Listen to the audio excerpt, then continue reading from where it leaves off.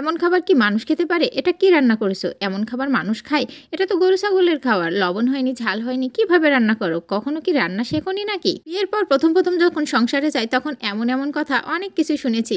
তো তারপরও এখন যখন সবাই আবার সেই খাবারটা খেয়ে প্রশংসা করে তখন কিন্তু অন্যরকম একটা ভালো লাগা আসে, অন্যরকম একটা ভালো লাগে।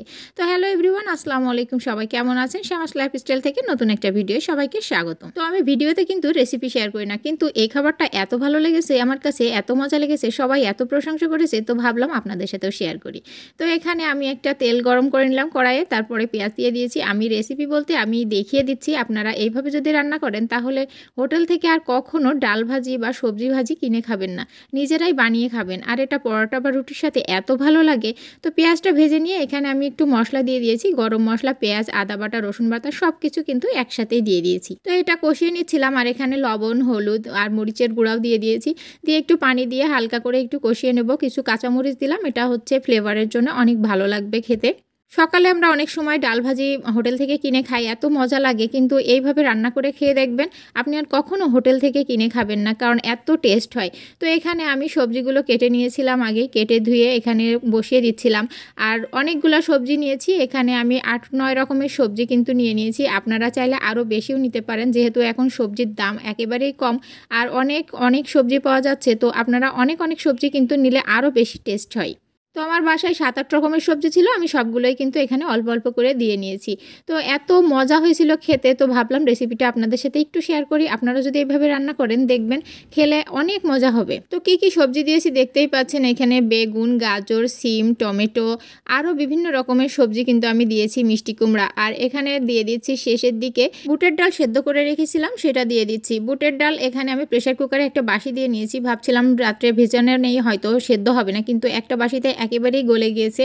তো সেটাও খেতে ভালো খারাপ লাগেনি, ভালোই লেগেছে। এই ডালটা দিলে কিন্তু সবজির আলাদা একটা মজা চলে আসবে এবং অন্যরকম একটা স্বাদ পাবেন।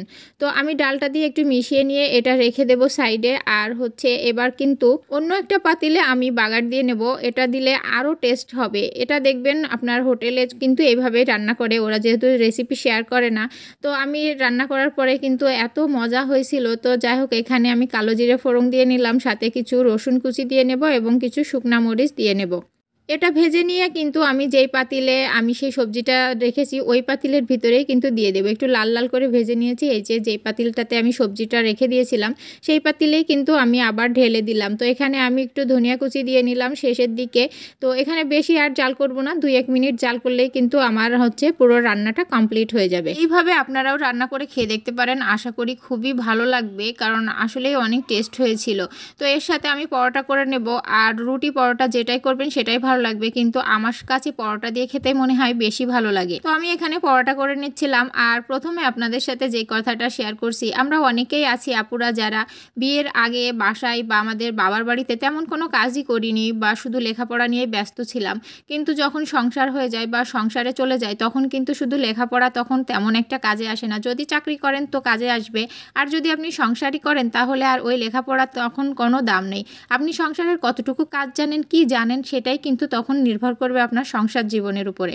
আপনি যদি সংসারের সব কাজ জানেন তাহলে ভালো, আর যদি না জানেন তাহলে আপনাকে 2-1টা কথা শুনতেই হবে। অনেকের ভাগ্য ভালো আছে, অনেকের শোনা লাগে না, কিন্তু অনেকের আবার ভাগ্য খারাপ, তারা আবার কিন্তু শ্বশুরবাড়ি থেকে 2-1টা কথা শোনে।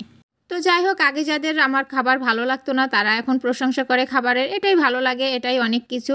তো এটাই খাবারটা নিয়ে খেয়ে নিচ্ছিলাম। তো যাই হোক, আপনাদের সাথে জীবনের অনেক কিছু শেয়ার করে ফেললাম, অনেক কথা শেয়ার করে ফেললাম। এবার আমি রান্না করে এগুলো খেয়ে নিচ্ছিলাম। গরম গরম খেতে কিন্তু খুব মজা হয়, গরম গরম খেয়ে নিচ্ছিলাম।